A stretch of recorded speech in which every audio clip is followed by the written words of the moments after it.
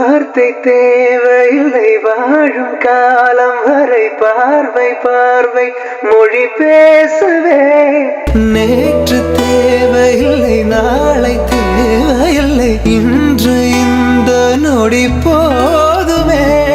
வேறென்று வித என்று வீழ்த்தூவும் மழை என்ற இதை என்ன இவள் தோட்டம் பூ பூக்குதே. வாலின்றி போரின்றி வலிக்கின்ற யுத்தம் என்று இதை என்ன இவனுக்குள் என வெல்லுதே. இதயம் முழுக இருக்கும் இந்த தயக்கம் எங்கு கொண்டு நிறுத்தும்? இதை அறிய எங்கு கிடைக்கும் விளக்கம்? அது கிடைத்தால் சொல்லவே